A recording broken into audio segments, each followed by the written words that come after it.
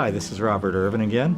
I'd like to talk today about who has bought at the Oaks, who my neighbors are because I live here at the Oaks, and kind of the diversity that we have.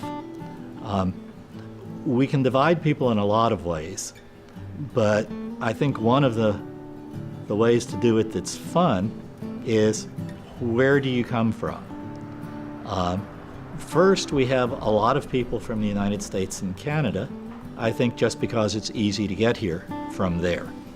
I would say that a lot of the Americans are here as investors, and they will rent their units out long term. They will get a positive cash flow on their property, and when they want to come down, we give them a special owner's rate for a short-term rental so that they can get the most economical rate possible on a weekly or 2-weekly rental 2 or 3 times a year.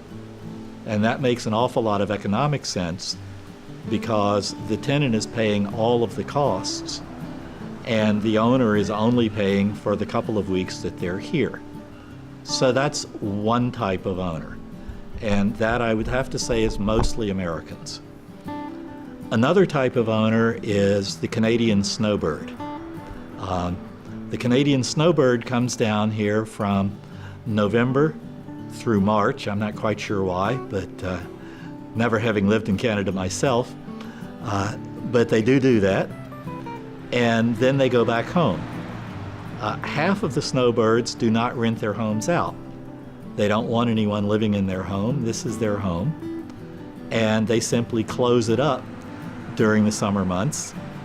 We look after it for them, for about half of them.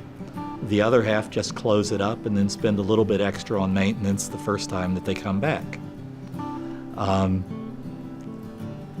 The snowbirds, some of them, arrange their lives so that they are not here during New Year, which is our biggest week of the year, in which we're always 100% full, in which we have rents of at least $300 a night for from 7 to 10 nights, plus sales tax. So that winds up paying their homeowners association fees pretty much for the year. So the Canadians are a mixed group. The Canadians are also fun because they're so happy to be out of the snow that they are riding horses at ages that are equal to or surpass mine. They're learning how to surf and to scuba dive. They're playing golf 5 days a week. Frankly, I envy them. I don't want to be a Canadian, but I envy the Canadians who come here. The snowbirds have a good time. Okay? The next group of people who comes I really like because they add a lot of diversity to the life here. We have one owner from Australia. I'm not sure what he's doing now, but he used to be a ship's captain and always has fun stories when he arrives. We have a couple who are English, and if I'm not getting this wrong, if I am, they're going to call me, but I'm pretty sure I'm right. They got married down here at the Oaks. I want to say that they met here, but I'm not sure that's right, but they certainly had a courtship here. We have a couple from Spain, which struck me as a different commute, but they are loving it. And as an international group, during the school year from September through June, we have a diverse group that comes from Brazil, Italy, the United States, Spain, pretty much everywhere, because they're sending their kids to Educarte, which is a baccalaureate school, baccalaureate qualified. And for those of you from Europe, you know how important a baccalaureate qualified school is. You have to have that to get into the best universities.